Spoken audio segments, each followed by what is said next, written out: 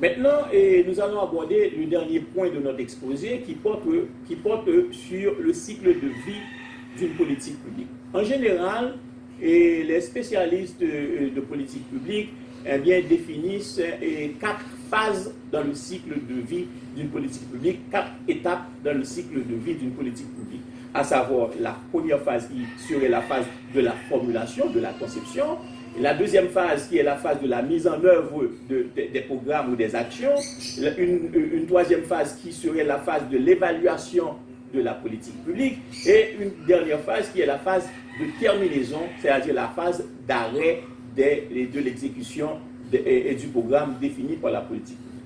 Mais cependant, comme je l'expliquais tout à l'heure, vous avez compris qu'on ne peut pas parler de formulation de politique publique sans parler d'abord de la mise à l'agenda et sans parler de construction de problèmes. Ce qui fait que le cycle de vie d'une politique publique fait intervenir une première phase avant même la phase de la formulation.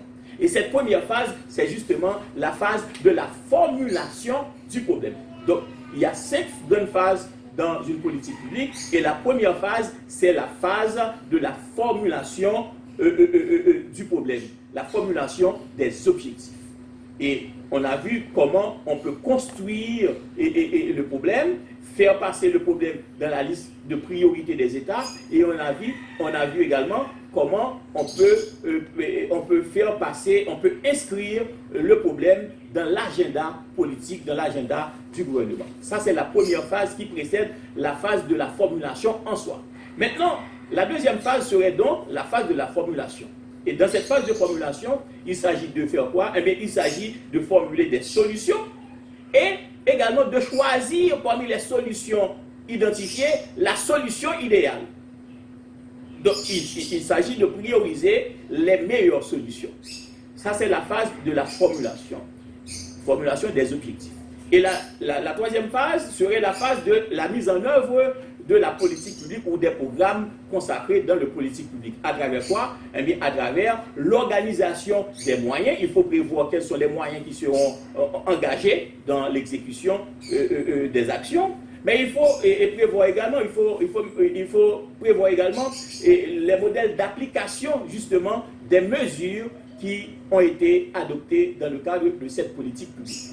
Et la quatrième phase, c'est la phase de l'évaluation de la politique publique. Mais à ce moment, il s'agit d'évaluer les effets de cette politique publique, et d'évaluer la performance de cette politique publique, d'évaluer les résultats de cette politique publique pour voir si on a pu atteindre les objectifs qui ont été consacrés dans la phase de la formulation. Il s'agit d'évaluer l'impact sur le public qui était considéré comme étant le public cible. Et la dernière phase, c'est la phase d'arrêt de la politique publique. À ce moment, pour cette phase, je vais peut-être insister un peu plus, parce que c'est une phase qui est moins connue et également par certaines personnes qui s'intéressent aux politiques publiques. Pourquoi? Parce que lorsqu'on parle de phase d'arrêt de la politique publique, donc on parle de la fin de l'exécution de la politique publique. Pourquoi? Parce que les actions ont été atteintes, ou encore le temps imparti à la mise en œuvre de cette politique publique est arrivé à terme. Donc on parle de phase de terminaison, de phase d'achèvement de cette politique publique. Mais en général, vous savez qu'il n'y a pas vraiment une phase de terminaison d'une politique publique. Parce qu'à chaque fois, le plus souvent qu'on arrive à cette phase de terminaison de la politique publique, eh bien l'évaluation de cette politique publique permet de mettre en relief un ensemble de nouveaux problèmes. Et puisqu'on a pu identifier de nouveaux problèmes, eh bien le plus souvent l'État se donne pour tâche d'élaborer de nouvelles politiques publiques pour répondre à ces nouveaux problèmes. Donc ce qui fait que ce qu'on appelle la phase de terminaison d'une politique publique n'est rien d'autre qu'une phase de reformulation d'une nouvelle politique publique. Dans ce cas, eh bien, la politique publique, dans son application, eh bien, est un processus continu. Je vous dis merci beaucoup.